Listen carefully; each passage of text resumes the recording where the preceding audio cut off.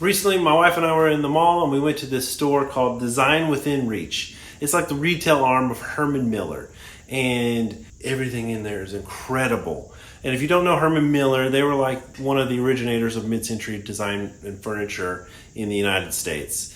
They had Charles and Ray Eames and George Nelson working for them, creating iconic stuff. But there's this wall relief that I love, and I want to try to recreate it. So let's try to do that today. So the original is made out of sheet metal. I'm going to make ours out of just black poster board from Walmart. And then to spice it up, we're going to put a walnut burl veneer on top of it. So let me tell you, I'm worried about gluing on this veneer onto the poster board. Mainly because, so you have like poster, piece of foam, poster. Well, the poster is paper, and if you put just regular wood glue on there, it may wrinkle up. The regular wood glue probably has too much moisture in it for paper. So what do? I went and bought some 3M high strength contact adhesive. This stuff is like actually pretty dang strong. I'm more worried, I know that it'll work. I'm more worried that the veneer won't press down flatly because it adheres so quickly. So we're going to try that out with just a scrap piece of walnut. Hopefully it works. If not, we'll just switch to a piece of plywood and go from there. But let's try it out. So I use a little blue tape and I connect the poster board and the sample walnut piece together, so it makes it easier when we're flipping over the contact adhesive. And then of course I spray on that contact adhesive. I go about 2 layers deep and then wait about 5 minutes. Then we're on to just flipping that over and then making sure that there are no air bubbles or creases or anything as we push down that walnut veneer onto the poster board. And then once it's all down, I throw it on under this sheet of plywood and put some weight on it just to make sure that things dry and glue well. Okay, so it looked like it worked. I am still a little afraid about the burl because it's a little more wavy than this, but I think I feel confident enough that we could just try it. Let's do it. We're going to finish this one out too. This will be our learning guide going forward. We'll do this one first and see how we like it, then move on from there. Alright, so we're going to be cutting out this shape with the laser. I use Lightburn software and I just found an image of the piece and traced it in the software. I think it came out pretty perfect. It's a little smaller. We had to downsize it because of the size of the veneer. Then we throw a little bit of finish on. This one I just use a water-based poly.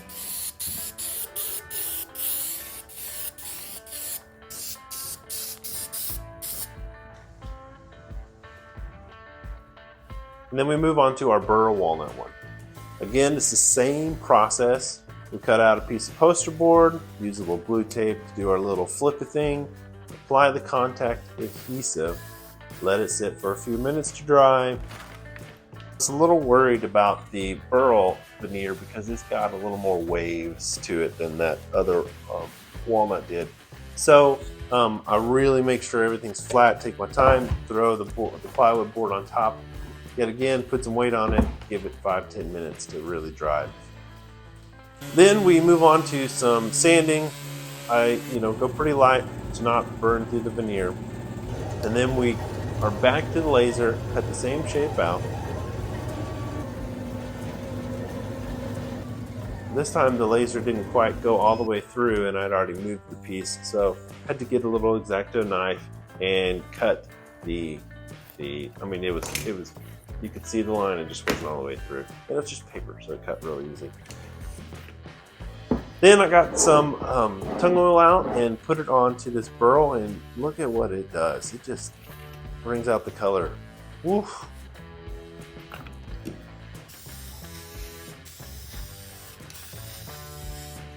All right, now that we've finished our piece of art, we gotta figure out how we're gonna mount it. Now the issue is this stuff is not gonna be flat on the wall, it's gonna be offset an inch, so we need little mounting brackets. So I went to the big box store and stood in front of that specialty hardware boxes for like 30 minutes just staring, trying to figure out how I was going to do this. And I think I have a couple solutions, and we're just going to have to figure out which one will work. We'll see. So our first method I want to try on this walnut dove is just pieces of cork. And what I want to do is try to glue one end down to the backer board and then put these mounting strips on the other side and see if that will be strong enough to hold the wall. All right, so with the cork, I didn't want it to look like cork, so we sprayed it black, and then we can move on to putting it all together. So I got this double-sided mounting strips, and I wanted to cut these out before I moved on to gluing it to the actual piece, and just trace the shape out with the X-Acto knife. Then I cut that line with just some scissors. Then I'm using E6000, and we glue on the base, hold that on there, let it dry, and then attach those mounting strips on top of it. So the top part of that mounting strip can be taken off and it goes directly onto the wall. All right, so we've got a problem. The finish on our burl dove is tacky after 24 hours, which is not good. This poly usually dries in about 10 minutes. So 24 hours, way too long. I think it has to do with the tung oil that we used under it. But this may be something that just goes to the dumpster bin, but we're going to try to save it. And we do that by scraping off the finish, give it some time, and then reapplying it. Let's see if that just lets the finish underneath dry some more. Who knows? Let's try it.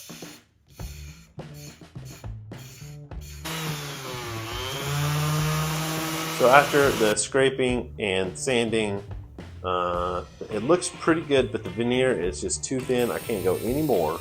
So we go ahead and spray on our polyurethane. This should be like a 2-hour project.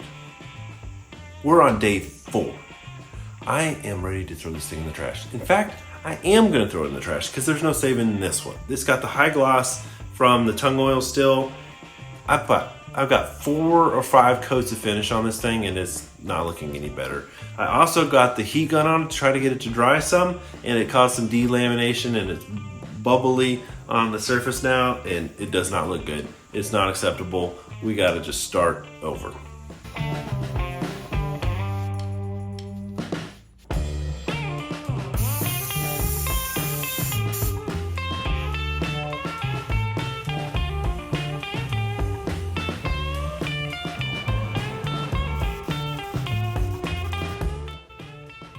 God damn it. The second one was a disaster, so we're going on to our third one. Because we're switching from the poster board to this plywood, I cut out the sheet of plywood we need from some stuff I had laying around. The process is a little different here because we can glue to wood now. So with the plywood, I'll put the glue, just normal Type Bond 3 wood glue on the plywood side. And then we'll flip that over and throw it in a vacuum bag. We're going to use a vacuum bag instead of just contact adhesive. And once everything is spread out, we'll throw it in between these 2 cauls, throw it in the bag, and then suck all that air out with just a hand pump. This vacuum bag is by Royal Rocket. It's a very affordable way to get into vacuum pressing at $70. All right, after a couple hours of sitting in the vacuum bag, take it all out. The wood glue should be totally dry by this point. Luckily, there was no hiccup, and it just came out of the cauls very easily. If you watched my pickleball paddle video, you'll know that that was not the case with the epoxy I used. And before we move on to cutting the rest of this out, I wanted to spray the back of this plywood black so it didn't, like, you couldn't see the plywood.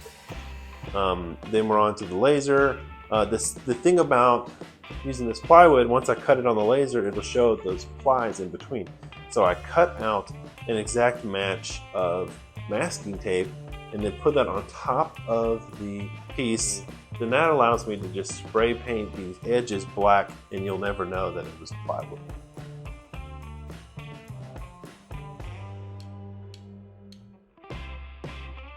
All right, I take the tape off, do a little sanding, and then we put some finish on it.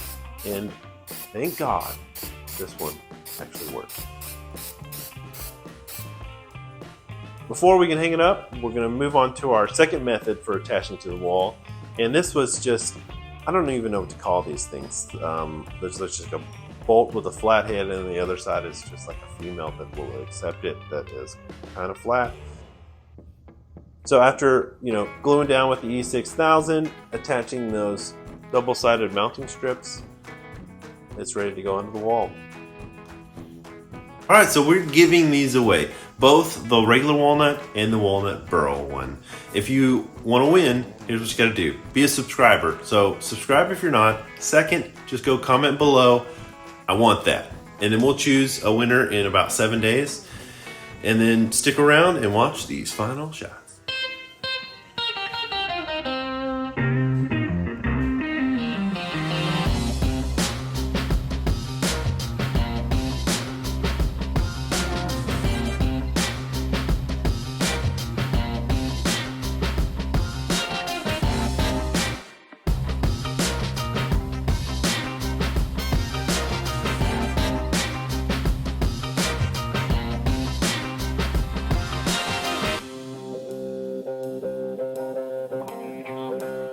If you like this kind of stuff, I would love it if you would subscribe and like the video. We'll see you next time.